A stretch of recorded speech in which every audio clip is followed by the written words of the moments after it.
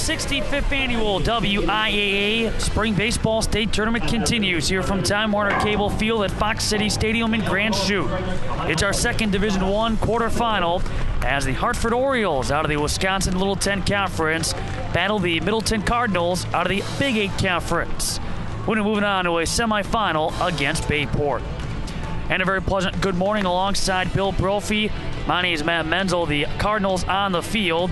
Drew Hack, their right-hander, will face the Orioles, who come in with a collective batting average around 274.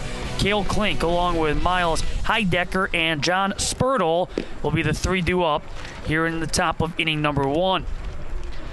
Drew Hack, the right-hander, he has had a great season for Middleton, a squad that comes in third place finish in that Big 8 Conference. Well, Drew Hack's a good athlete, all conference in football, and has played baseball, been a starter for 4 years. Hack on the mound, 8-3 with a 2.76 ERA. This is his 13th game, his 12th start. He's completed 3 of his starts. In 66 innings, he's allowed 53 hits, 26 earned runs. He's struck out 66, but his problem's been walks. He's allowed 34, and again in 66 innings. When he throws strikes, he's a pretty effective pitcher. He's had trouble with command and gotten better as the season's gone on. As for the defense behind him, it is Austin Koistinen, Kenji Passini, and Drew Meinholz from left to right field. A.J. Redders, Brian Lochner, Luke Schaefer, and Josh Adler from third to first. And Jackson Keeler. He will be Hack's battery mate. So the Orioles, they too a third place finish in their respective conference. Cale Klink will lead it off, and the 274 hitter takes one inside. Hartford, 15 victories and 11 defeats. They've won 4 consecutive games. They put up 44 runs in winning the last 3. Yeah, their playoff route, 44-4 in 3 5-inning contests.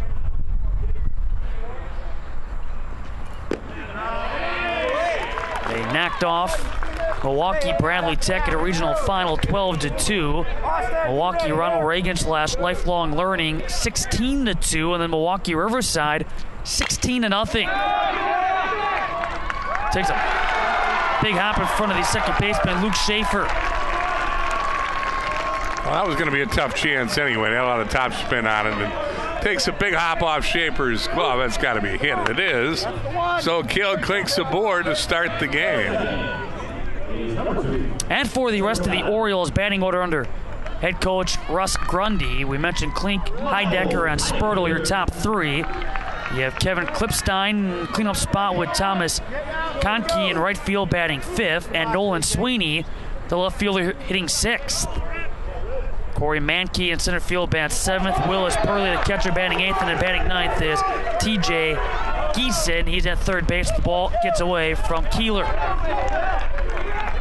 And again, you can see Hack with command issues early. He fell behind 2-0, then threw a strike. Then came the infield hit, now a wild pitch. A ball and no strikes to Heidecker. He's batting .292.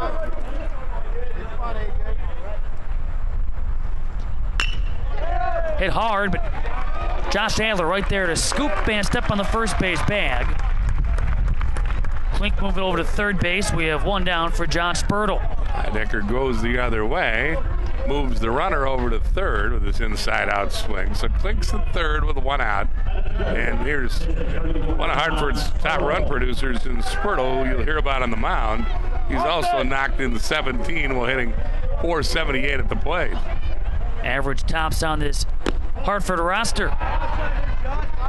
Hartford back at state for the 5th time. This is their 3rd consecutive appearance. Last year a semifinalist, but lost in 5 to Neenah, 10-0.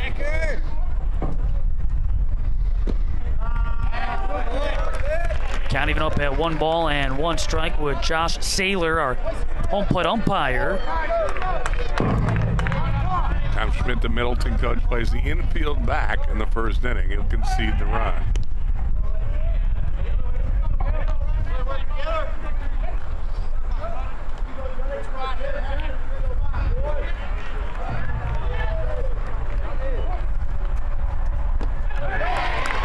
Swing and a miss as Spurtle lost his balance. Count now to ball and 2 strikes. Lost his balance because he tried to hit that baby to Green Bay.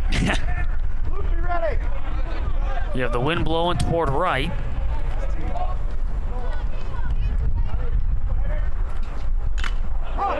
Foul ball deflects off the top of the helmet for Jackson Keeler.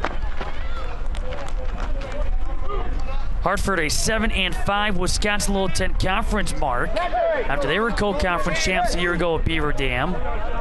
Squad that looked up at both Wisconsin Lutheran and Waupun, who won the conference title. And now trapped between third and home is Klink. And back to third base, Cale Klink. Safe over at second base is John Spurtle. He just kept on running. Not good execution. One hopper to Redders. Again, the infield was back, but Redders still decided to throw home, and he easily would have got Klink, but Keeler, the catcher, held on the ball way too long in the rundown, and by the time the throw went back to third to Redders, the tag was late. And meanwhile, Spurtle just kept running and ends up at second base, where he's been replaced by a courtesy runner. Not good execution by a Middleton team which prides itself on pitching and defense. It's a fielder's choice officially. And off the rubber goes Drew Hack. Kevin Klipstein, the hitter. He's hitting about .294, which is third best among everyday players. Looking to add to his team-leading 23 RBI total. On a conference now between Keeler and Hack. Now they might just be going over signs of the runner at second. And Keeler reminding Hack, I'm sure this is the cleanup hitter and you've got the base open, but also if you walk a guy here, you have the threat of a big inning for Hartford. Again, the throw on that third base line with Redders covering. Back goes Cale Klink. That did look like a planned pitch out, though. Got a ball and no strikes to the Oriole first baseman.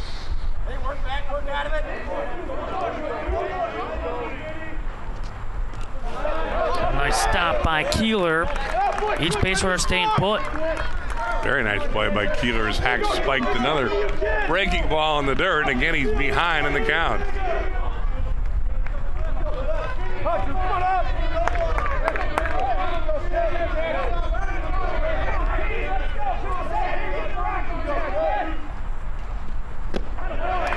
Count now at 2-1. You have Klink, the 2011 All-Conference honorable mention, over at third base. John Spurtle, who has both mentioned, will be the starting pitcher here in the quarterfinal for Hartford, over at second. Count of 2 balls and 1 strike with 1 down here in the top of the first. Trying to keep those bats swinging are the Orioles, who I don't know if they've been able to produce runs, but they've had the hits to back up that production. But they've also capitalized off teams' miscues with 5 errors against every school they played. 5 errors per game in the route the state. Ball up and in at Klipstein. Low to the bases for the Orioles with 1 down for Thomas Konke. And A.J. Redders comes in to try to calm Hack down. Basically, so let's throw a ground ball and get out of here. Konke coming in with a .443 average. That's second best on the team, but just 10 runs banded in. But 4 for 4 in the 16-0 sectional final win. Had a bunch of RBIs in that one. There's a home run shy of the cycle that day. Double, the triple, the 3 runs banded in. And Hartford able to jump out of the gate. Scored 4 in the first, 4 in the second, 3 in the third, 1 in the fourth. 4 more for good measure in the fifth. Look at a strike early in this one. The base is loaded with 1 down. The count at a ball and a strike to the Oriole right fielder.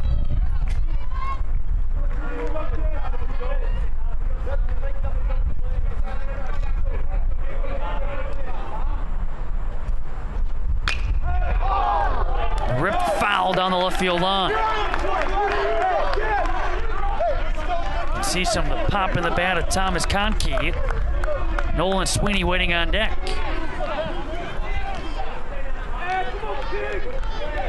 Been kind of an up and down season for the Orioles, but a squad that get out of the gate off to a 5-1 start before they would lose 5 of their next 7.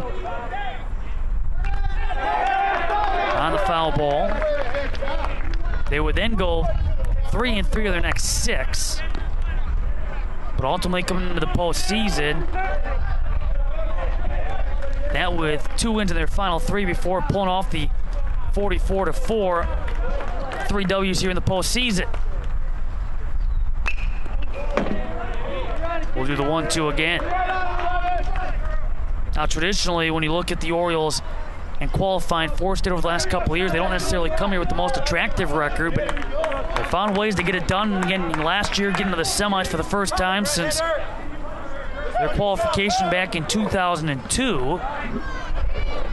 But a squad that was 7 games below 500 2 years ago when they qualified here for Grand Chute.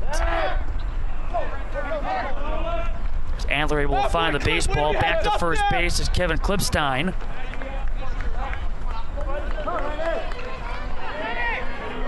One ball and 2 strikes. Conkey, out number 2. Big strikeout there for the right-hander Hack.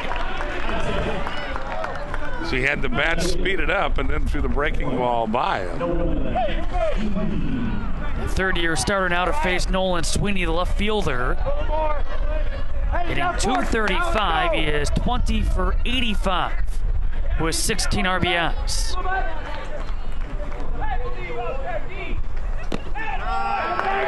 Hartford, though, has taken pride here in the postseason, talking about, you have Heidecker. You certainly have seen Mankey come through in a big way. But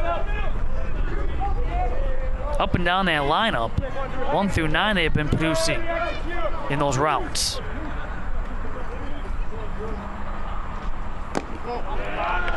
Able to turn it on at the right time, everybody, 1 through 9.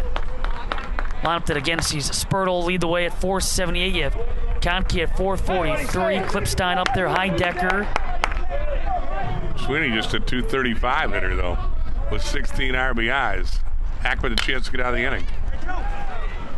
And he will on the force as Brian Lochner takes it himself, stepping on the second base pad. No runs on 1 hit. No errors, and the bases left stranded. Middle of 1. Hartford nothing. Middleton coming up. Get that one out of the way. To the bottom of the first. Hartford given the bases loaded. Now our first opportunity to check out Middleton and their offense, putting together a collective batting average of .334. Leading things off at second base, Luke Schaefer with Brian Lochner, the shortstop, batting second. And Drew Hack is pitching, hitting third. A.J. Redders at third base, bats cleanup with Tanner Meinholz, the DH, batting fifth. Drew Meinholz is in right field, batting sixth. Josh Adler at first base at seventh, batting eighth in left field. Austin Koistinen and then Jackson Keeler is catching and hitting ninth. That lineup will face the southpaw for the Orioles, John Spurtle. He's a good one. Left-hander's 9-3 with a 103 earned run average.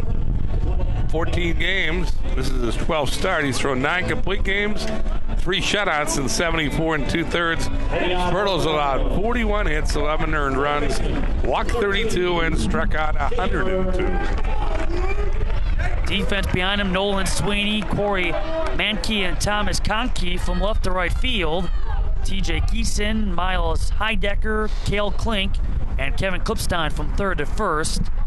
And the battery mate is Willis Purley.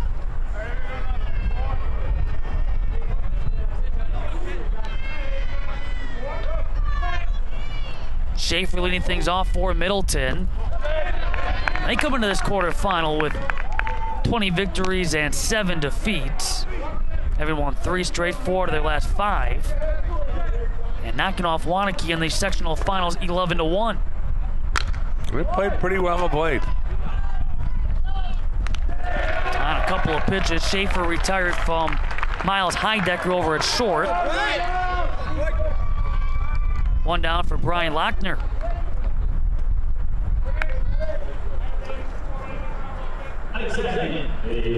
Lochner in 2011 an all-conference honorable mention in the Big 8 Conference. Now in saying they've played well as of late, this is squad back at state for the 11th time. First time since 2009. That year, losing to Bayport in the semifinal. Love to get the rematch opportunity. That's who's awaiting this winner at 6 o'clock tonight. Otherwise, a team that had lost in the quarterfinals in their previous 2 trips prior.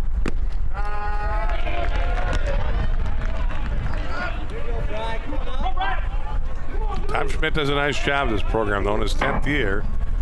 Again, he's a stickler for fundamentals. Prides itself in the way they play defense and the way they pitch.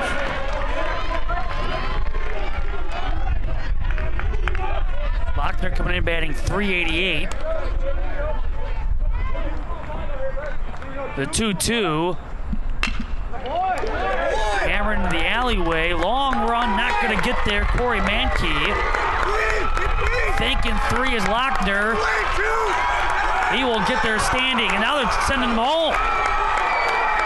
Throwing home is the cutoff man. Middleton able to score as Brian Lochner rounds the bases. Well, that'll be a triple and an error. But Lochner with good speed hit the gap we talked about in the earlier game. These BB Core bats have caused outfielders to play more shallow because you can't hit the ball as far, but it means more extra base hits, like doubles and triples. That one hit the gap and went to the deepest part of the ballpark. You'll see here, Lochner only around second, but the relay throw is bobbled right there, bounds away from the second baseman, and that allows Lochner to come all the way around. Middleton leads early. On the first pitch, Drew Hack right to Cale Klink. A 4-3 put out for out number 2. Be a triple and an error on Klink, I'm sure, to allow the extra base. They haven't put the error up there yet, but that's the way it should be, because Lochner was going to be held up at third when the ball went away from the relay man. Tom Schmidt kept waving, and Lochner kept coming, and Middleton had the lead. A.J. Redder's taking the ball down low. Coming in batting about .480, but he's been limited to about 10 games so far this season. So far, 12 of 25. Down that right field line, a very long run, but a foul ball. After the run made by Thomas Conkey. We had double cut, they only single cut, and double cut doesn't score you. And the wind blowing out to right on this cool morning, 60-ish degrees.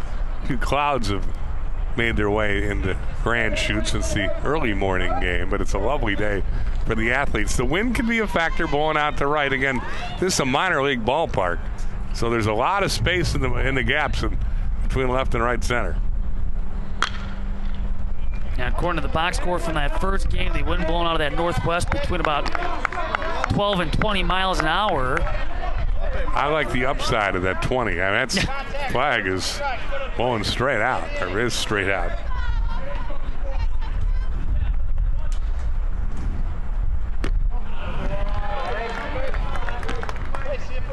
But again, a triple and an error allowing Lochner to come around and score. Middleton able to strike first here in the bottom of the first. And the 1-2 to Redders off the netting.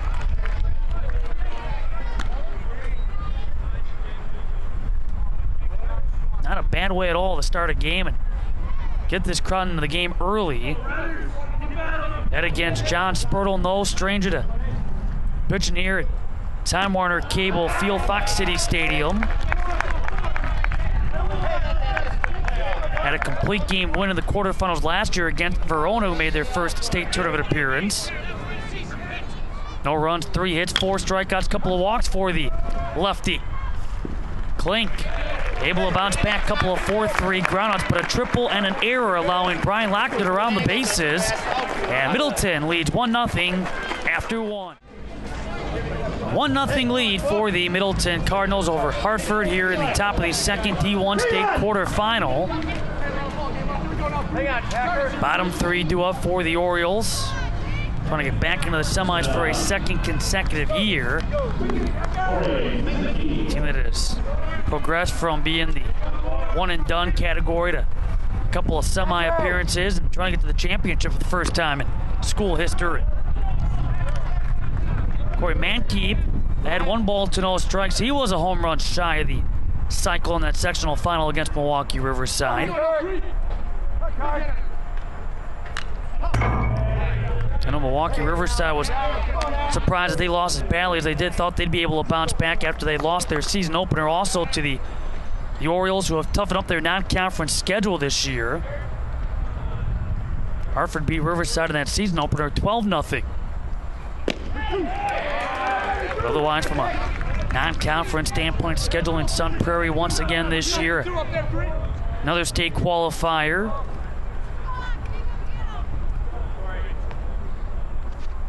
And a called strike 3 will see the Orioles center fielder head back to the dugout. K number 2 for Drew Hack.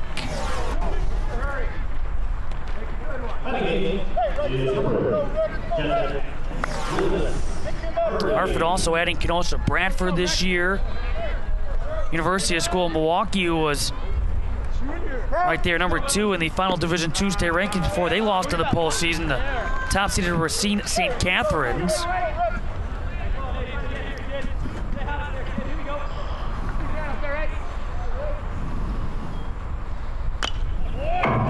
Ball sent out by Willis Purley, but all part of that mindset where, you know, back in 2010, Hartford, like some teams, coming out and saying, you know what, we're happy to be here, get the experience. Came in as the underdog. Brian Lochner, low throw, but dug out over there at first base by Josh Adler, and Purley is out number 2. Nice play by Lochner on the routine grounder. But 2 out and 4 in a row now. Down retired by Hack after a rough stumble out of the gate. Brings up TJ Geeson.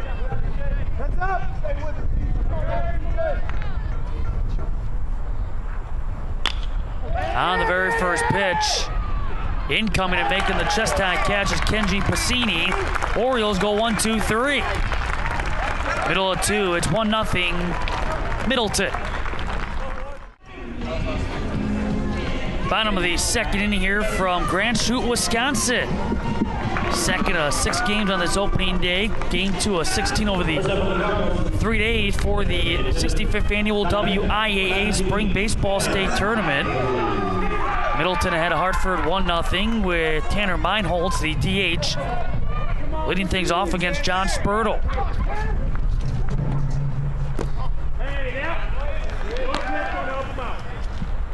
For Tanner, batting .362. Home run with 17 runs batted in. Charging is Heidecker. Perfect throw to Klipstein, and there's 1 up and 1 down. Second straight inning, Spurtle's got the leadoff man. This time Tanner Meinholz, and now here's his cousin, Drew. And both leadoff guys have gone down 6-3. Now for Drew Meinholz, he is hitting .389. Home run 20 runs batted in. That is second best on the team.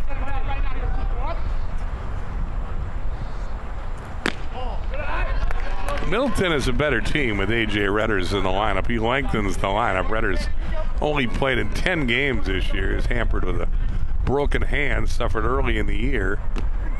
Came back and then faced the suspension for some games for some off-field problems. But when he is healthy and playing, he's a good athlete. And he also, obviously, hits cleanup, but he lengthens their lineup, gives them more threats. Now, I know you've seen Middleton a few times this season. For those that haven't, we're only a couple of innings on in. What can they tend to expect from the Cardinals this year? Well, again, they pride themselves in the way they play the game. They're fundamentally sound, and if they get pitching, they're a pretty good club. I mean, they've hit the ball well, but they like to play small ball. They're not afraid to bunt and bunt again, and had a couple innings, I think, this year where they've had a couple infield hits back-to-back. They started rallies. But they can put up a lot of runs. They've just not beat a lot of good teams. They've got an impressive record, to be sure, but Sun Prairie handled them twice. Nate Hoffman, pitcher of the year in the Big 8, beat them handily twice, 10-1 and 9-3, and the 3 runs weren't against Hoffman. He came out of the game in a reliever, gave up the 3 runs. They put Hoffman back in to finish it up. They beat a good Marshfield team without Marshfield's best player one weekend, but and didn't fare very well against Janesville Craig, another good team in the Big 8. Lost a pair of games. So Middleton's had such a proud tradition in baseball under Tom Schmidt that at times they were frustratingly inconsistent if you were a Cardinal fan. Yeah, certainly ended the regular season on a sour note by losing 3 out of their final 4, including the finale against Madison Memorial. Bouncing back to won a 1-run game against Onalaska, 5-run game against Reedsburg, and then Wanakee 11-1 to qualify for state. Clipstein is going to run out of room. But they're a pretty athletic team. I mean, a lot of these kids are multi-sport athletes, and Middleton's had a great tradition of success in the Big 8 in lots of sports. A ball and 2 strikes to Adler.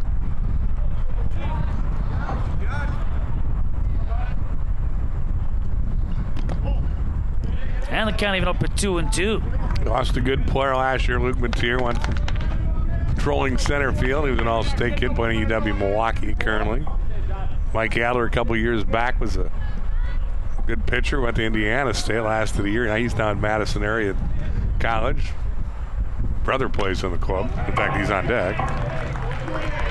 So they've had some stars in the past, and I mean, Heck's a Division I kid. He's going to go to UWM, follow his buddy Mateer.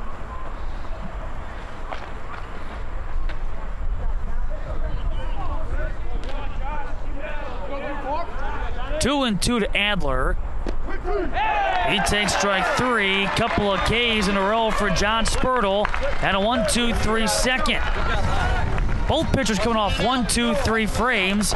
To the third, it's 1-0 Middleton. Top of the third inning, 1-0 Middleton on top of Hartford in this Division I state quarterfinal.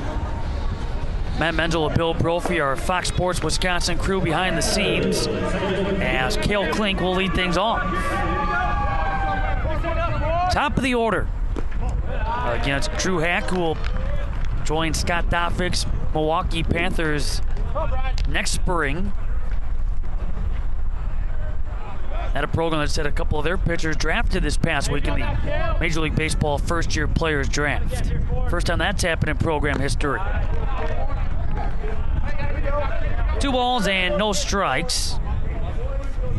Cale Klink's brother, Weston, part of last year's state qualifying squad. Leaving Hartford as a state participant 4 times in wrestling, 2 in baseball. Cale also part of the Hartford wrestling team.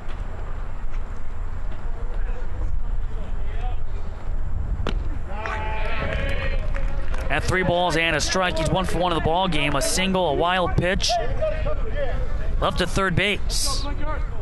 3 left on in that first. To right, Drew Meinholz still going back, and Cale Klink on his way to second base. Leads off the third with a double. Again, BB Corbats has got outfielders playing in. The wind is blowing out to right. Klink inside out's the swing, and it gets up in that wind and carries over Meinholz, who played shallow. It's a double for the leadoff hitter Klink, and that's the tying right out there at second base with nobody out. Brings up Heidecker.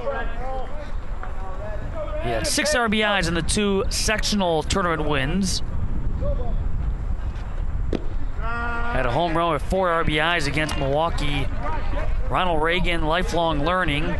And then follow that up with a 2-for-3 performance with a double and 2 runs batted in against Milwaukee Riverside. Hey, ready to go here. Heidecker leads the club in sacrifice hits. No indication he was bunting there in the first pitch. Keeping the bat over that right shoulder, swings and misses. He hit the ball to the right side to advance Klink to third in the first when Kale had an infield hit and went to second on a wild pitch. Klink died at third, but Heidecker did a good job of hitting and advancing the runner without a bunt there in the first frame. 0-2. Tap foul. You have John Spurtle waiting on deck. Come get that, B-Lock. Heidecker, a second-team all-conference selection last year.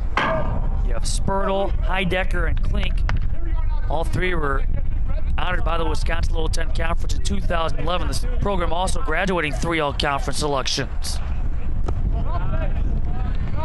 Got out a ball and 2 strikes. Kind of coming in this year much like last year with thought process, anything can happen. Have to take that business-like attitude after again relishing that underdog role 2 years ago.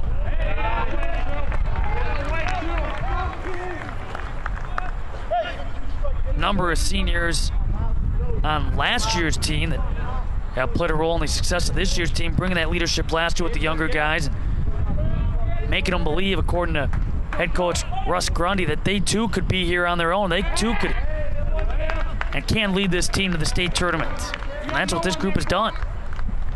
Group of 9 juniors, 9 seniors. You're good. As the runner goes in a foul ball off Heidecker. Klink leads the club in stolen bases. He has 18 of their 46 stolen bags. He's only been caught once. The team has only been caught 4 times in 50 stolen base attempts. You better make it there, though. That's not a good play. You're in scoring position with nobody out. You better make sure you're stealing third.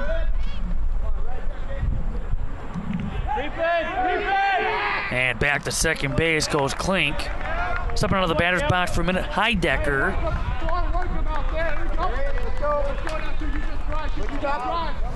2 balls and 2 strikes. Nothing. Count runs full.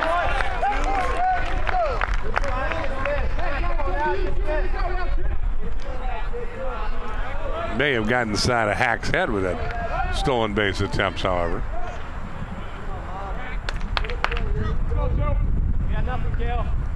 Runner goes. Ball again. Smack foul. Heck of a battle here between Hack and Heidecker. Klink has been taken off from second base a couple of times now. Throw him out here.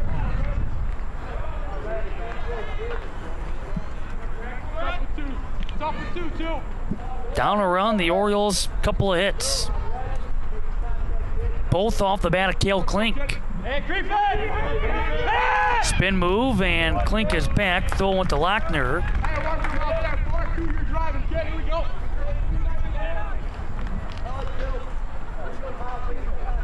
As Hack and company, they've been watching Klink closely. Payoff. And a hit by pitch. A painful way to get on in the 3-2 pitch. So Spurtle hits with 2 on, none out, and his club down a run. You would not think he is bunting here, although he has done so 3 times this year. He run the fielder's choice attempt. They want to ride for the Middleton defense. After they had Klink and a rundown between third and home, but he was able to slide back into third base safely while Spurtle went all the way to second base. Behind 0-1. And Tom Schmidt to the mound. Back for his 10th season. His very first varsity team, they won the state championship back in 2003. Rhinelander, Appleton East, and Holman, the 3 opponents at a 21-6 team in 03. He had led the Cardinals to 5 state tournament appearances prior to taking over the varsity team. 11 seasons spent with the junior varsity squad.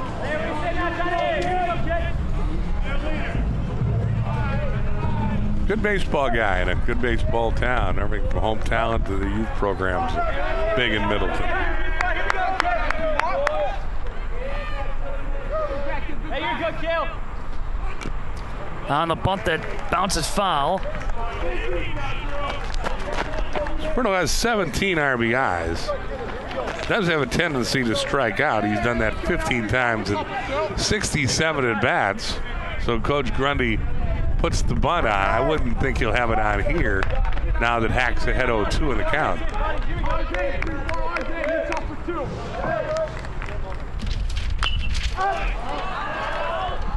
We'll do the 0-2 again.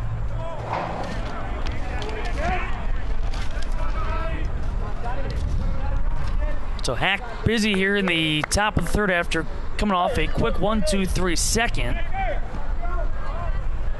Already allowing a double, got himself in a lengthy battle against Heidecker. Now battling with the Oriole pitcher.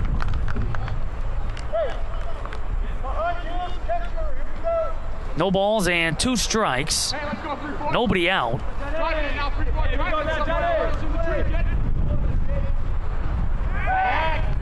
And again, back to second base goes Klink. Well, you're dead on. He has truly gotten in the head of Drew Hack. Taken off from second base on a couple of occasions. They've thrown over there a couple of times. Ground ball to short. Lochner throws the second for 1. The relay is going to be late. So a 6-4 fielder's choice. Klink to third. Spertle is safe over at first. Heidecker returns to the first base dugout. Ball just wasn't hit hard enough to turn 2. Lochner gets the lead runner at second, while Klink goes to third. Here we go, Kevin. Clutch up, kid. Oh, here's Klipstein, the cleanup man. Again, you got a base open. It's second base, I know, but nonetheless, the first time he was up there, they pitched carefully to the cleanup hitter and walked him when the base that was open was first. Hack got out of that jam with a strikeout and a ground out. Each base runner back after threatening the throw was Hack, who last year first team all-conference selection, but that is a DH. Hack otherwise a year ago was 5-1 at a 2.24 earned run average.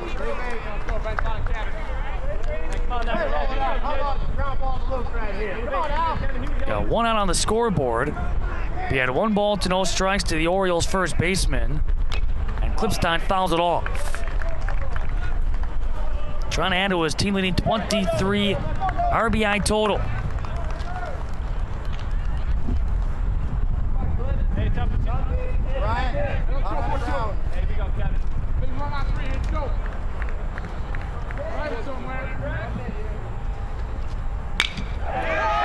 That will get the job done. Cale Klink in to score. And now Spertle rounding third. He's going to touch home. Orioles have a 2-1 lead. Again, Klipstein hit the gap. Brought in 2 runs. For some reason, Cleaston in left field never breaks on this ball. Now, it might have been Bassini's ball all along, but Cleistonson never broke on the ball at all if he had trouble picking it up. But anyway, the center fielder retrieves it in deep left center field, gets it in. It's a double for Klipstein. Hartford has the lead, and Klipstein has a 2-run double.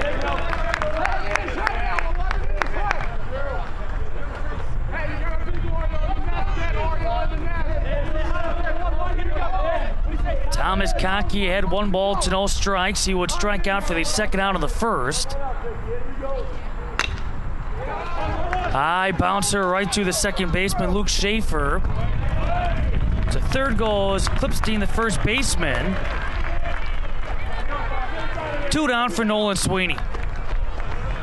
Again, Conkey hits behind the runner to allow Clipstein to get to third where he resides with 2 out and see if Sweeney can come up with a 2-out hit that he lacked in the first time around.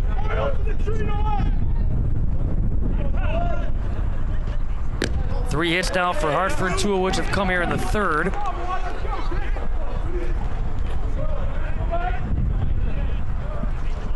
They have head coach Russ Grundy in that third base coach's box.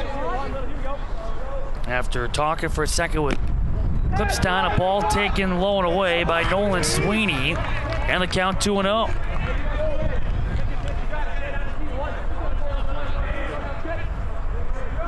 Hey, big pitcher out there. Come all the way back.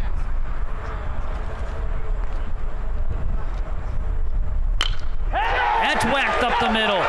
In the score is Kevin Clipstein. RBI single for Nolan Sweeney has given the Orioles a 3-1 lead, a 3-spot, 2 down here in the top of the third. And those 2-out hits are killers. Sweeney goes up the middle with a well-hit ball. And it's 3-0 Orioles. Coming right back at you with that line drive. So Sweeney, who left the bases loaded in the first, gets some retribution there with a big 2-out hit that demoralizes Middleton and gives his club, the Orioles, a 2-run lead. Sweeney picking up RBI number 17. Clipstein coming in to score his 17th run. And now the 7th batter of the inning, Corey Mankey. Mankey 5 of 6 with stolen bases. Excuse me, Sweeney 5 of 6 stolen base attempts this year. Attempting a drag bunt, but instead it pops off the top of the bat.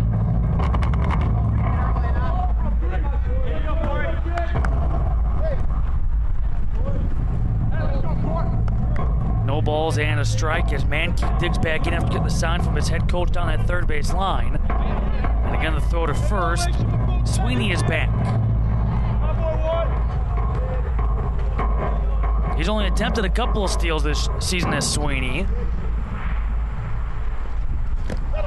Stays put, a ball taken low and inside. So a 3-run, 3-hit third thus far for the Orioles. They came in down 1 thanks to a triple knee 4, which enabled Brian Lochter to run all the way around the diamond and put the Cardinals in front in that bottom of the first.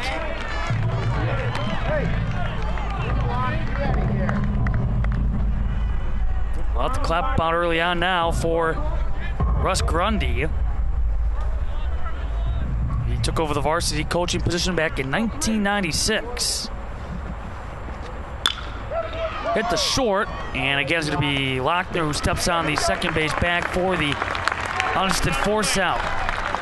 3 runs, though, come in to score off of 3 hits. 7 come to the plate. Middle of 3, it's now 3-1 Hartford. Bottom of the third, a brand new ball game for the Orioles. Once upon a time down 1-0, but now in front 3-1. As John Spurtle goes back to work, coming off a 1-2-3 second.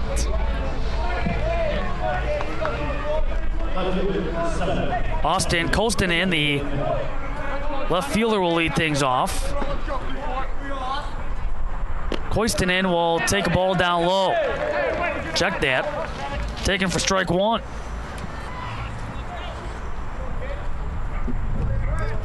The Cardinal left fielder, so far this season, has been batting about $188, 3 for 16.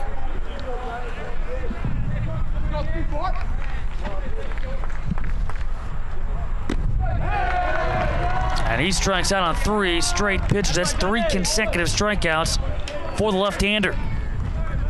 Yes, Riddle just overpowered Clayston in there. Real defensive swing for strike 3.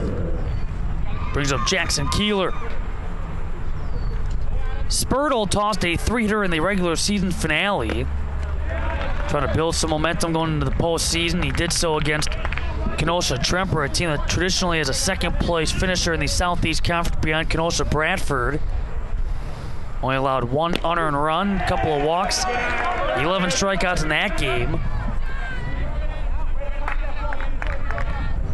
Also pitched in the team's sectional final against Milwaukee Riverside. That's the route the Orioles decided to take. They saved him. And he pitched in that sectional final, got a complete game W, pitched the 5 innings, striking out 10, walking 1, while allowing no runs on 5 hits. He got hit in the hand the first inning when he hit. And he still went out there even with his hand sore and shut out Riverside.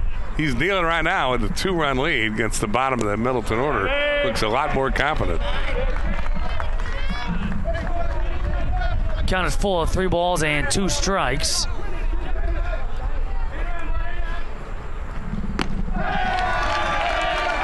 How about that? 4 consecutive Ks now. 2 down here in the bottom of the 3rd, top of the order. And Luke Schaefer. He would ground out to short for round number 1. That came in the 1st inning.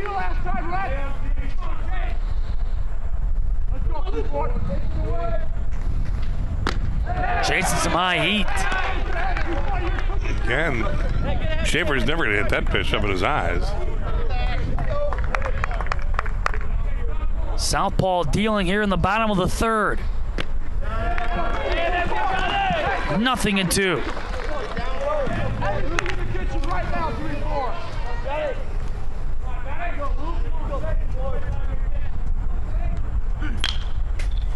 Rounded a short, Heidecker. And a 1-2-3. Quick bottom of the 3rd for John Spurtle and the Hartford defense. After 3, 3-1 Orioles. 3-1 in favor of Hartforders. Moved to the top of the 4th inning. Was sunny. It's now mostly cloudy here in Grand Chute. Not dampening those fans' spirits. Their team up by a pair. There's the cloud cover overhead. A day in which the temperature has cooled off from that of the last couple of days here in Wisconsin. 8-9, 1 to do it for the Orioles, and Purley trying to bunt his way on, but the bunt rolling foul. Good play by Keeler to let that one roll because he was going to have a tough time throwing off the leadoff hitter here in the 4th inning. Hey, peace at the knees. Come on, shooter. Willis Purley is 0 for 1. He would ground out to short. That was out number 2 in the 2nd inning.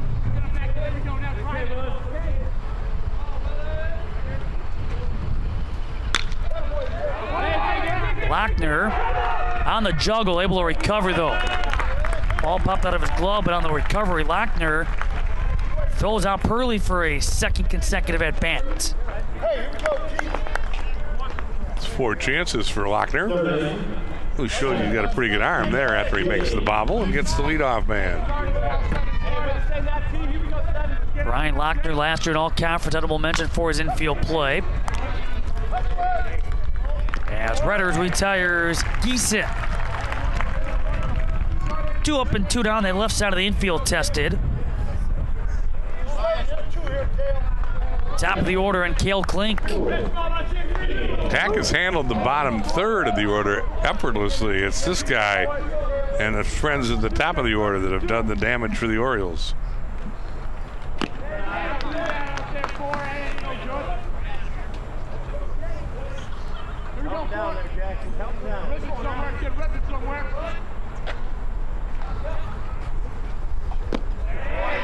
Count even up at 1-1.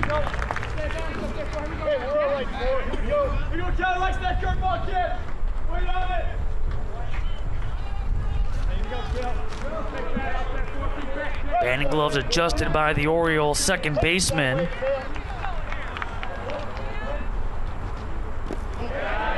Able to keep that bat rested. A ball taken down low that was blocked by Keeler, in the count now 2 balls and a strike. Again, Bayport awaiting the winner. Bayport in the stands after a heck of a quarterfinal victory against Kenosha Bradford, 9-0, in which Ben Messenger, the lefty, able to strike out 16 to put his name in the Spring State baseball record book.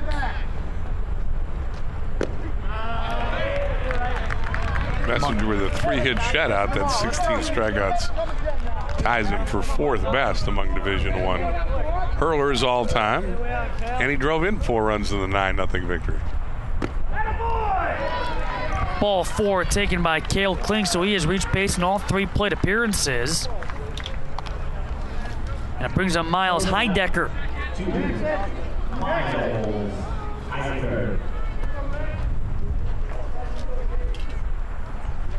And you got to be alive to a stolen base or a hit and run here with 2 out. Hartford up by a pair would like to add on, and that's their stolen base leader diving back into first base. And he really got in the head of Drew Hackett's last time on base back in the 3rd. That's when he was dancing between 2nd and 3rd. Ball 1, Heidecker. Hit by a pitch. He would ground out on a 3 unassisted over to Josh Adler. Come on, get it down. Hold it outside, Brad. Big run out there. We don't know. Can you get out here? Close play, but Hack thought he had him.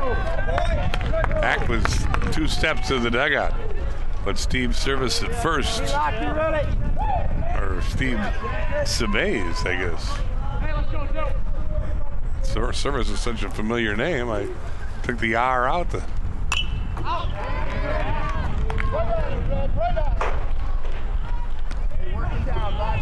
You have Larry Holshoe along with Ground balls here. Come on.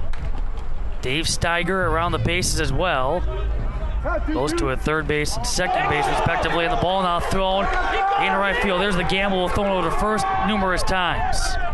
You risk throwing the ball away, and that time Hack did just that into 2nd base. Goes Klink, who is now being told that they're sending him back to first base. Let's see what the ruling is here. We can see it again. I think he must have called obstruction or interference. He prevented the first baseman from going after the ball, but I guess anyway, he is back at first, and the count is 1-1. Sneaks into the glove of Redders. Couldn't get it down far enough. Now Klink is at 2nd base. That by way of Heidecker's single, and there's runners at 1st and 2nd with 2 down. And Hack continues to struggle against the top of the order, which had been on all but 1 time. The top 4 guys have been on base, all but 1 plate appearance.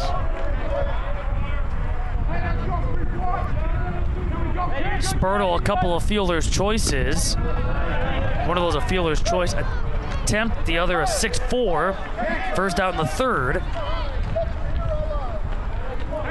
And 1 ball to no strikes.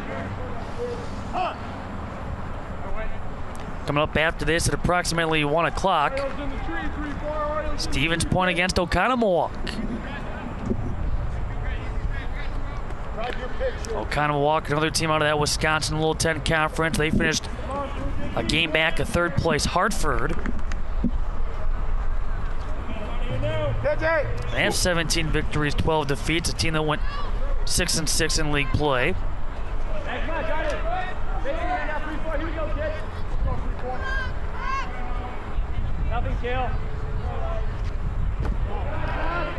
Nightcap will feature the Appleton North Lightning against Sun Prairie.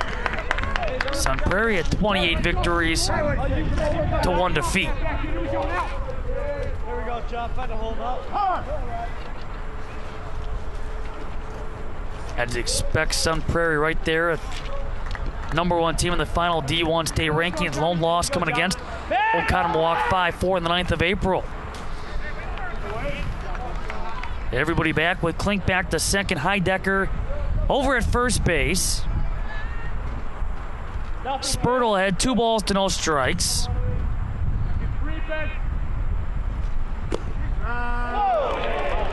And the count at 2-1. Low pitch that caught the eye of the Oriole pitcher. Hack's trying to get out of this unscathed with 2 outs on the board.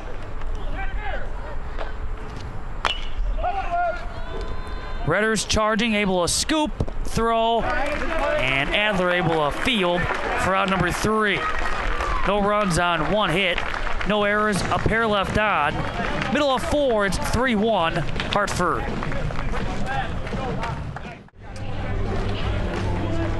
To the bottom of the 4th inning, nothing. Pizza day at the ballpark. Join some nachos, peanuts. Rolf, you've had a hot dog. How are the hot dogs this year? Hot dogs are good. Good. Hey, you got to keep this engine fueled. That's 6 games today. I think that's some of the Middleton contingent that made their way up here. Grand Chute. They're hoping for big things with Brian Lochner leading things off here in the bottom of the 4th. And for those fans with the nachos, the peanuts, a bigger, expanded concession stand open up next year. Part of the renovation project here at Time Warner Cable Field, Fox City Stadium. Tough play, and safe over at first is Brian Lochner. Tough play for the pitcher, John Spurtle. Yep, nice bunt, and that's what Middleton's not afraid to do. They'll bunch you to death. That one's a swinging bunt, and he locked it with good speed, beats the throw. He's on for a second time. He has both the hits. In fact, he's the only Middleton player to have a hit against Spurtle.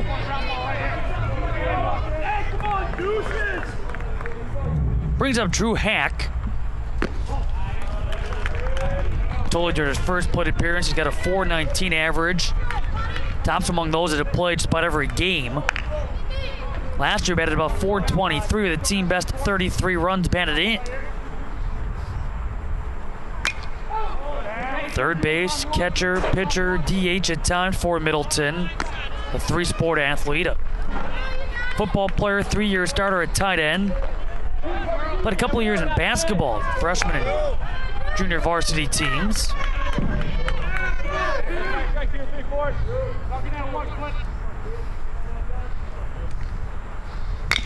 On the 1-1, could be 2, and the relay is not in time from Cale Klink. So Hack ground into a 6-4 fielder's choice. Hack's always been able to run, and that ball just wasn't hit hard enough. You'll see, took the extra hop, and that Hack's never going to be thrown out on the relay throw. So he's aboard with 1 out, and here's A.J. Redders. And Matt Ash, a sophomore, is the courtesy runner for Hack over at first base. One of the 5 sophomores from Middleton. Otherwise, they have 7 juniors and 10 seniors in this year's state tournament appearance. A team that has won at least 20 games in 3 out of their last 4 seasons. One exception for Middleton was a 16-win season last year. They looked up at 18-0 Sun Prairie, second place 14-4 Janesville Craig this year. Both mentioned, out of their 7 losses, 4 have been against those 2 teams. Runner goes off the swing and miss, and out by plenty is Ash. Not a chance. Yeah, it really wasn't. I thought the catcher even double clutches here. Ash doesn't get a good jump. I guess he just had trouble getting out of the glove, but boy, nice throw, and the ball is waiting for Ash. So 2-4 on the caught stealing. Hey, shoot out! Count nothing at 2 on A.J. Redders. A little too much for John Spurtle, who was amped up. He was pumped up after that throw from his battery mate. Pumping the fist after that throw, after the caught stealing of Ash over at second. 1-2. Look out. It basically takes the bat out of the hands of the tying run at the plate. Again, I don't understand. You run yourself out of an inning there. Here we go, John. Here we go, John.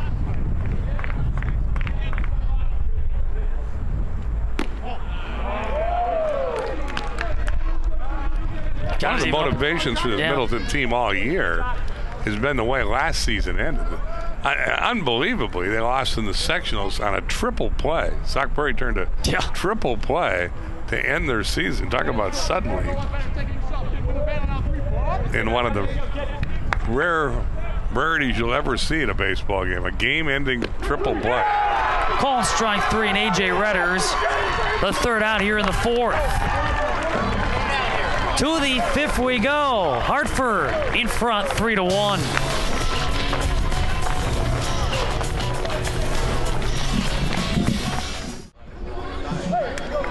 Top of the fifth, some of the Oriole fans jamming out Miley Cyrus. I don't know, bro, if you keep up with all the tabloids, but apparently she's now engaged. I did not know that. 3-1 Hartford. Thank goodness you opened my eyes. Hey, I just never know what you're going to find out. You learn something new every day. I do. Thank you, man. You broadened my horizon. Klipstein swings and misses. Who's the lucky guy that Miley landed? I have no clue, but I believe it's somebody that the family brought in to live with them. Sadly, I opened up the tabloid. Down the right field line with Drew Meinholz. He's able to retire Kevin Klipstein, and there's one down here in the top of the fifth. Klipstein's a big kid. They list him at 6'4". And this ball carries. Again, the wind's blowing out that way, and Meinholz hangs with him to make the catch in the corner there. Thomas Conkey, the right fielder. It's a battle, D1 state quarterfinal of the 20-7 Middleton Cardinals against the 15-11 Hartford Orioles. Winner to play Bayport. That's where Middleton's run in the state tournament in 2009 came to a close. They lost 3-2 against the Pirates in a semi.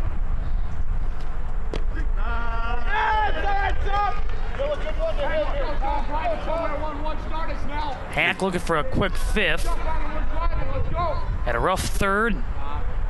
A lengthy fourth that saw 5 batters come to the plate.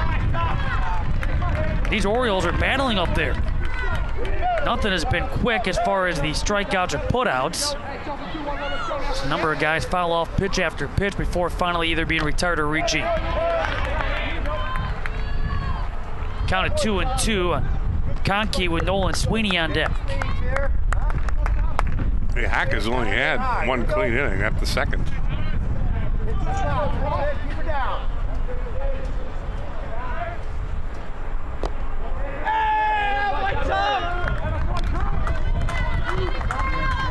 Otherwise, the Orioles have 3 runs on 5 hits, 1 error. Middleton with 1 run, 2 hits. They've been error-free. Sent up the third base line. There's plenty of room, and the ball put away by Jackson Keeler. Great communication. Keeler had no problem putting it away. Second out here in the fifth. Oh, and hit very high in the air, so they needed good communication. Keeler spotted it, though, took charge and made the play with Hack and Redders both there. Entire dugout communicating as well.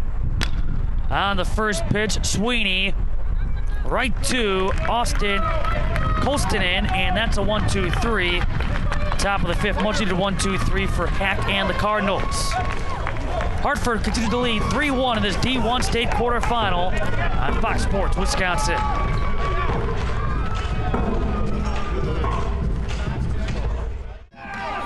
Matt Menzel with Bill Brophy back at Time Warner Cable Field, Fox City Stadium in Grand Chute. Side of the 65th annual WIAA Spring Baseball State Tournament. Middleton needs some base runners against John Spurtle. Brian Lochner is the only fellow from Middleton to get on over the first 4 innings. First pitch fouled back by Tanner Meinholz. He would ground out the short for the first out. That came in the second. Only 3 faced in each of the last 3 innings for John Spurtle. On a roundabout way to face just 3 that last inning. Booted into the outfield by Cale Klink. And Middleton is their first base runner The leadoff man on. It's the second consecutive inning their leadoff man has reached. Now again, this can be a tough play for Klink. He gets beyond the pitcher. He's going to try and slide and come up with it there, but it's going to be a tough play. That's an infield hit to be sure. So Tanner Meinholz is aboard, and now it's Drew Meinholz. Hit number 3 for Middleton.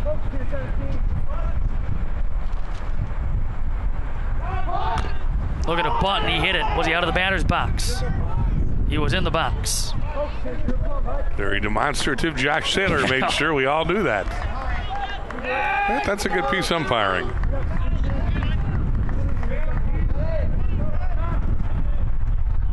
Again, you might say, why down 2 runs are you bunting? Middleton not afraid to do this. They've done it a couple times during the year, and they've jump-started some rallies that way. Geeson in on the grass at third, expecting a bunt, and they got it picked off. Slipping over at first base is Tanner Meinholz. Now he's out over at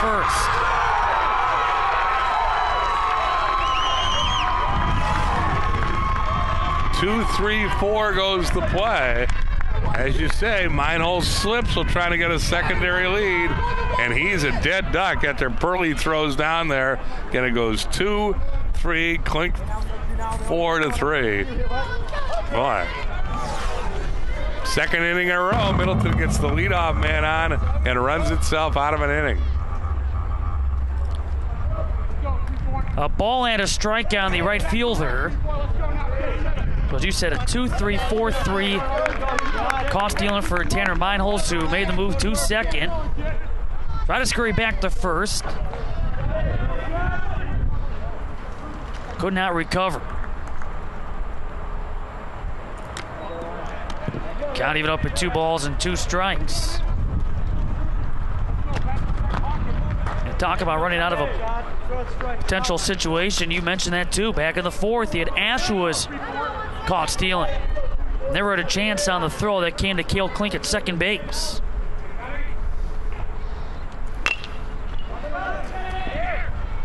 One hop to Klink. Nice play by the Orioles second baseman.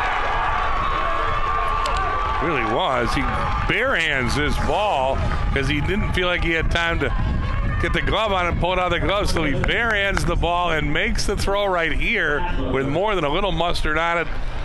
If he had done it any other way, I don't think he gets the speedy Meinholz, who is out by a half step in the eyes of Steve Sabays at first base. Pretty confident second baseman when we look at his ability and with the sure hands, because we even saw one of those fielder's choices in which he tried to relay a double play ball. He received the underhand flip from short, barehanded at second base to make that relay throw, and there on the chopper, the barehanded stab in the 4-3 retiree of Drew Meinholz. Adler, he's 0 for 1. He'd strike out for the third out in the second part of a stretch, would see Spurtle strike out 4 consecutive. Let me correct myself. I think I identified Josh's brother as Mike earlier. It would be Shane Adler, who pitches for Mike Davenport at Madison College. They came within a couple of wins of the JUCO National Championship as of a Mike always runs a good program. Weekends ago, yeah. Second year in a row he's been to Enid, Oklahoma. Ever been there? No. I've been out to see Mike Davenport's program, and he got a nice team. Here we go, Chute! Well, here's 1 ball and 2 strikes. Hey, you're way ahead now, 3-4, way ahead. As Adler stays alive.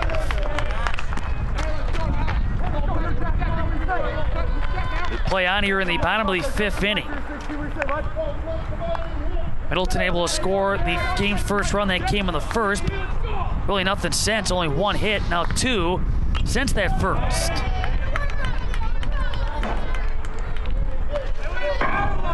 Here we go, John.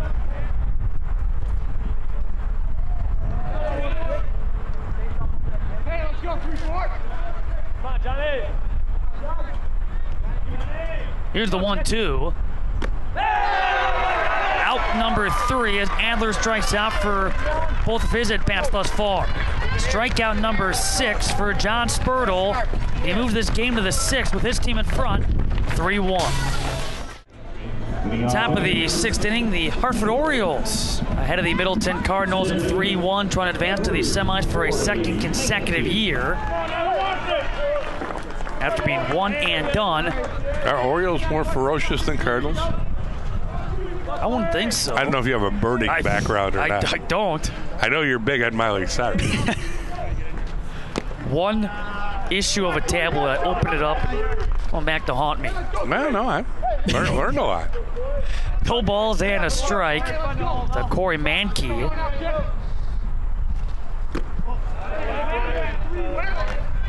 Right now, the Orioles in front 3-1 thanks to a 3 spot in the top of the 3rd. Hack has done well against this part of the order. At least these 3 players do to hit this inning.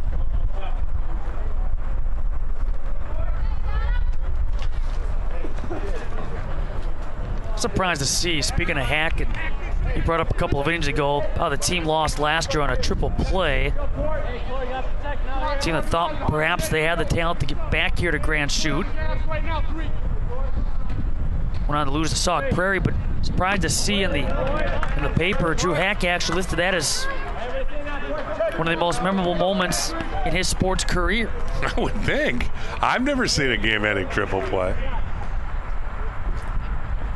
But of course, he was on the losing end. But as you mentioned, nonetheless, what an accomplishment and what a ending for Sauk Prairie. The ball put away by Drew Meinholz out in right field. I mean, triple plays are rare enough in themselves, much less to end the game. Again, they would see Middleton lose 7-5, so an enormous turn with the Cardinals thinking rally and dramatic come from behind victory.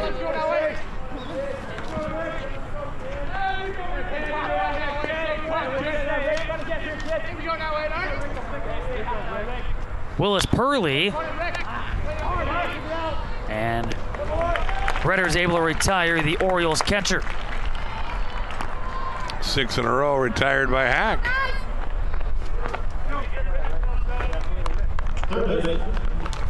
And now TJ Geeson, 0 for 2, he would fly out to center and then ground out the 3rd.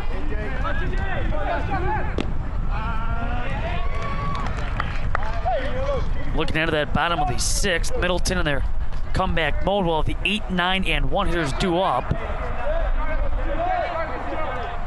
Part of the lineup that's gone a combined 0 for 4. Only getting through the lineup a second complete time now. That's how well John Spurtle has pitched. Really since the first inning of the first wasn't all that bad. He gave up that triple in the air, which allowed the lone Middleton run to score, but only faced 4 and got 3 ground outs.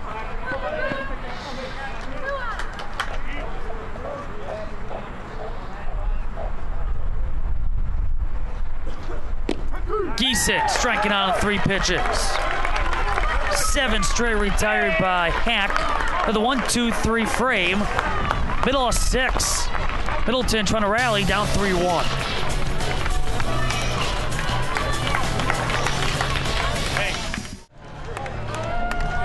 Bottom of the 6th inning. Cardinal fans, their team was 6 outs to try to play comeback down 3-1. And Tyler DeMarcos will be the pinch hitter in place. Koistinen, who's 0 for 1 with a strikeout, now batting in that number 8 slot. That was a 250 hitter. Just trying to jumpstart a rally here. 9 for 36 with a couple doubles during the year. He actually spent the last half inning swinging in the bullpen. Took a bat down there and sat all by himself. Obviously a fan of positive visualization. I mean, he swung a bat probably 50 times down there while Hack mowed down the opposition. So as DeMarcos tries to be the bat, he is ahead 2 balls to 1 strike. Each of the last 2 innings, Middleton has gotten their leadoff man on, but base running has been the issue. It's 2-2. Hear the roar down that first base line from the not only the Hartford faithful, but a boisterous first base dugout.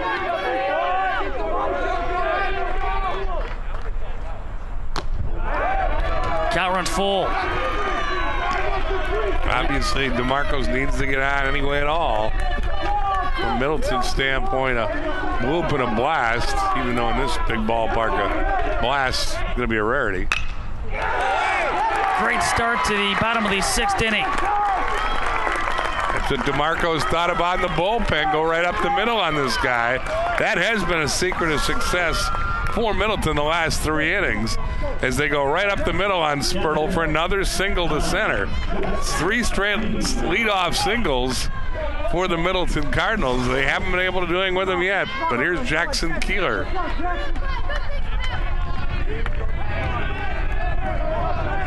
Strikeout victim for out number 2 in the 3rd as they throw it over to first. Boy, DeMarcos almost lost his footing there. He's scrambled to get back. Again, Geeson in on the grass, anticipating a bunt from Keeler. And there is that bunt. Spurtle can't come up with a clean lead. And again, that's what Middleton thinks. You can bunt him to death. Keeler takes this one with him, and Spurtle doesn't make the play. Nice drag bunt, though. I mean, give Keeler credit. He takes this one with him down the line. He's bunting for a hit to be sure. Putting pressure on the defense is the thought. And they force Spurtle to make a play, and he can't make it. There will be a courtesy runner for the catcher. That being Casey Lochner.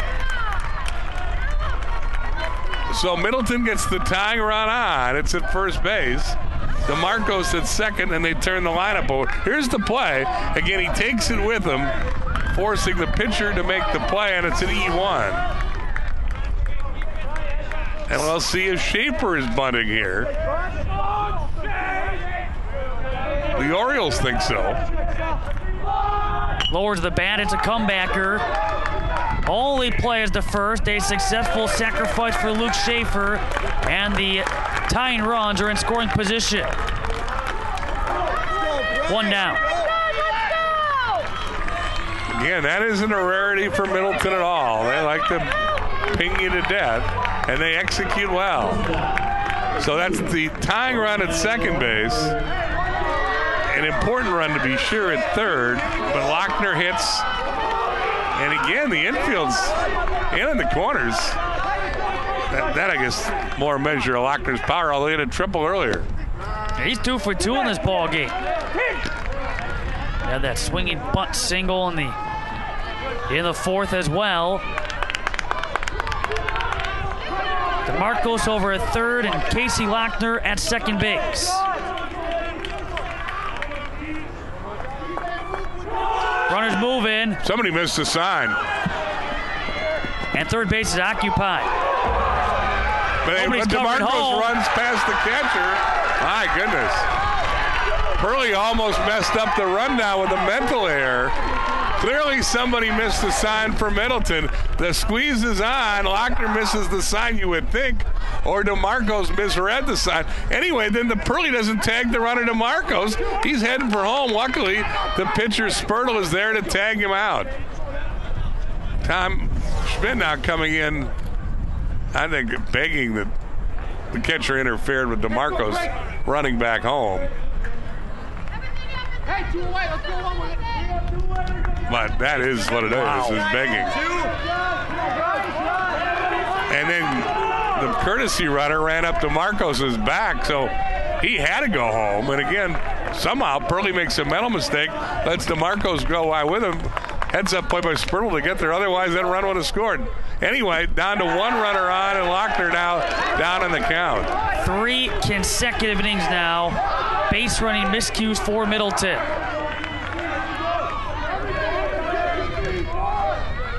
Changes everything here at 1 ball, 2 strikes with 2 down. And Spurtle able to get out of it. No damage done. To the 7th we go in this D1 state quarterfinal. 3-1, Hartford. Top of the 7th inning, a 3-1 advantage for the Hartford Orioles. 3 consecutive innings in which the Cardinals have run themselves out of some potential and playing comeback. Note that Austin Koistinen has ran through the game. He stays in left field as Hartford comes to the plate. Top of the order with Cale Klink. Hack back to work. He has retired 7 consecutive. This is one guy he's had problems with all day, though. Cale Klink. Nearly hit him with a pitch. But boy, you look back at that bottom of the 6th inning, what could have been. 2nd and 3rd, 1 down. And then storming up that third base line was DeMarcos. Clearly somebody missed a sign, and I don't know who it was, but either the hitter Lochner didn't see the squeeze was on, or DeMarcos misread a sign and was running. Late break from right for Drew Meinholz and a base hit for Cale Klink. 3 for 3. Here's Klink going the other way. Second opposite field hit. Miles plays it on a hop, and again Klink a threat to run, and Hartford had had to add an insurance run here. You got to think Heidecker has got the bunt sign, or they're going to play hit and run.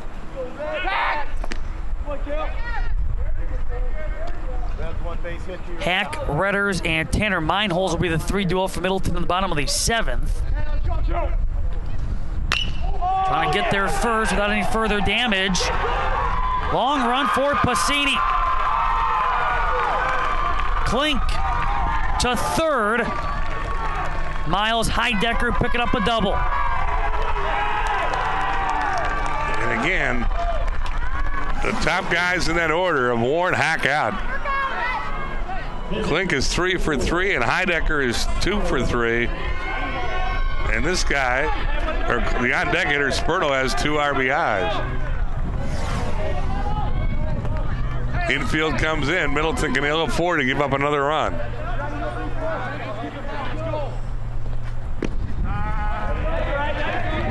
Behind 0-1. Spurtle's been up there all day with men in scoring position and hasn't really been able to do much.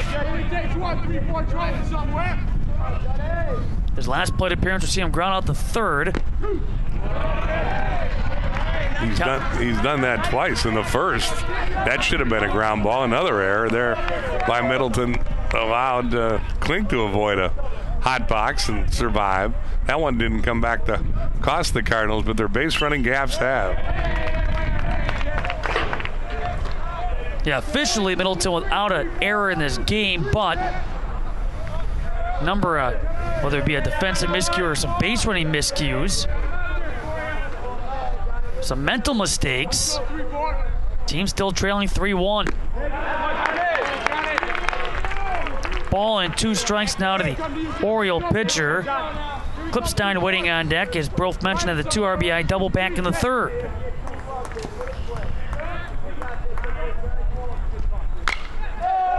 Hit well to left, but Koistinen able to put it away. Tagging from third is Klink. He's going to score for the second time this morning. 4-1 Hartford. Oh, Spurtle helps himself with a sac fly. And you'll see Koistinen makes a strong throw here.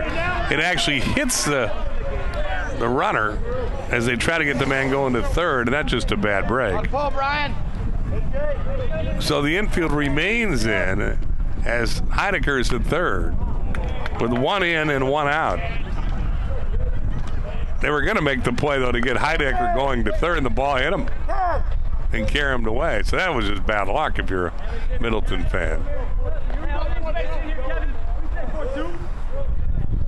Klipstein behind no balls and a strike here in the top of the 7th inning. A 3-run lead now for the Hartford Orioles. That's fisted out of play.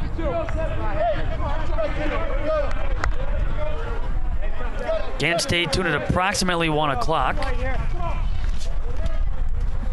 Our spring baseball state tournament coverage continues, although officially about 35 minutes or so following the conclusion of this one. Stevens, Point, and Oconomowoc. With the infield drawn in, that's smacked up the middle for Clipstein. Not a whole heck of a lot on it, but again with that infield drawn in to the left side of Lochner. Hitting the score is Miles Heidecker, and all of a sudden it's 5-1 Hartford. What a hitter should do with the infield in, go up the middle. Clipstein does. Again, it's not well hit, but you're a lot better hitter with the infield drawn in percentage-wise. And Clipstein having a big day with 3 RBIs. He's going to get a rest on the bench. They're going to run for him here. He gets congratulations. The Orioles have a 5-1 lead, and Clipstein has driven in 3 of the runs. Drew Palmer is that new Oriole runner. He's a junior.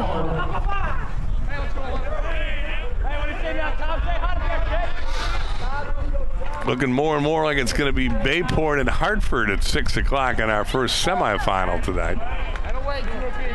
We have 2 more quarterfinals to go. As Matt told us, Spash takes on Oconomowoc next, and then it's top-rated Sun Prairie against Appleton North, the home team. Should be a good crowd for that, you would think, around 3:30. They've had an outstanding season. Lightning number 6 in the final D1 state rankings. They are an athletic team. A lot of people think that could actually be the unofficial title game, even if it's on day 1. There are some intriguing matchups as you move into semifinal Wednesday as well. At Division 4, they get the day underway at 8 a.m. You have a Coleman at 26-1 against Pittsfield. We also have Greenwood, who's 25-0 against Johnson Creek at 20-5. In Division 2, you got Racine St. Catherine's here at 25-1. They've had a great season, knocking off University School of Milwaukee to get here. How about that? A double play turn by Middleton. Nice round the horn double play. Redders did a good job getting rid of that ball, and then a good turn by Schaefer. But Hartford gets a pair of important insurance runs. Nice turn here. 5-4-3 on the double play. But it's now 5-1 Hartford. We head to the bottom of the 7th inning.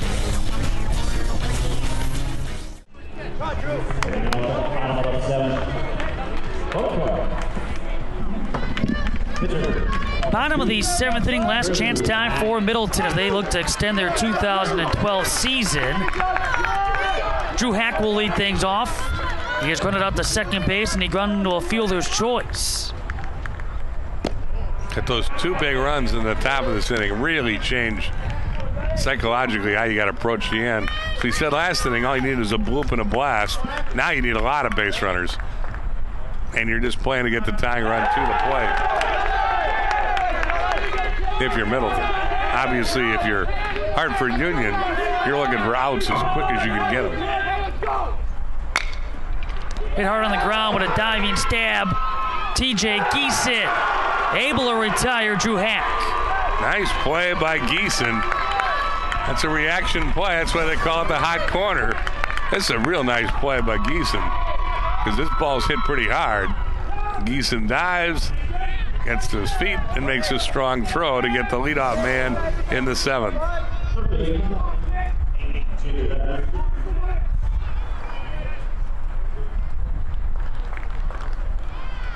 A.J. Redders looking at the ball on the outside.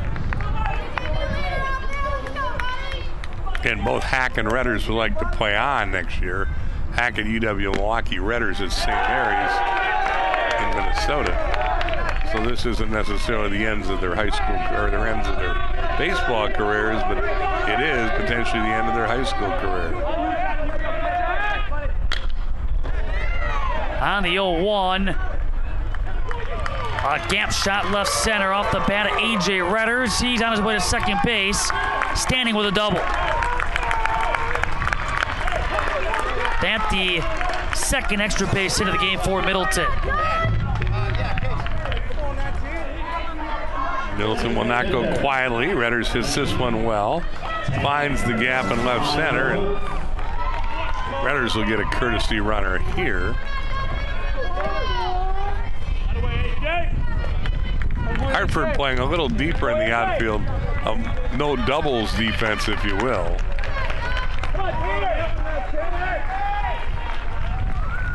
But they are deeper than they have been in the early going. A look at Casey Lochner running in place of Redders. Tanner Meinholz now at 1 for 2.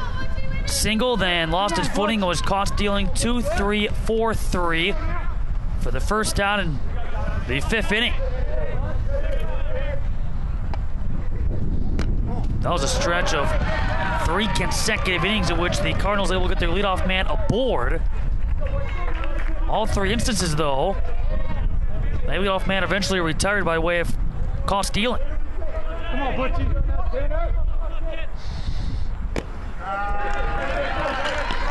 Count is even at 1-1.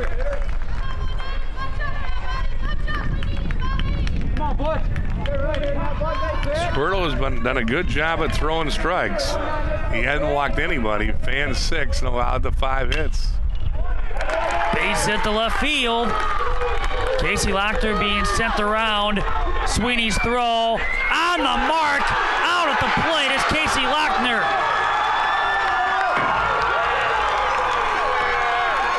Well, they waved him all the way.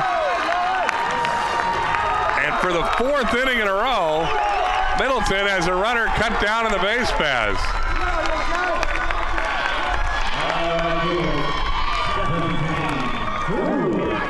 Here's a good throw, and the ball's waiting for Lochner.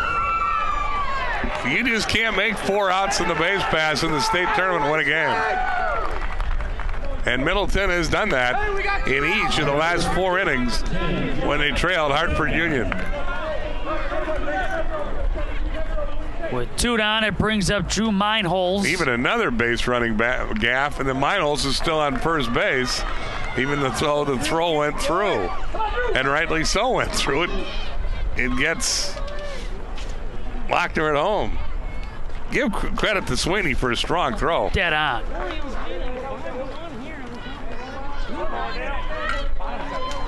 So a perfect throw, Sweeney. And then Willis Purley on the tag. Here it is again. Now, why he waved him, you can question. You see when the outfielder had the ball before, right as Lochner was at third. He didn't get a good jump, but Tom Schmidt was waving him all the way, and he followed coach's orders and was thrown out on a good throw by Sweeney.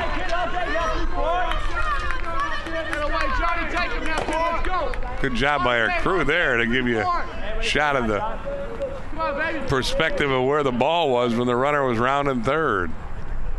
0-2. Hartford a strike away from another advancement to the semis.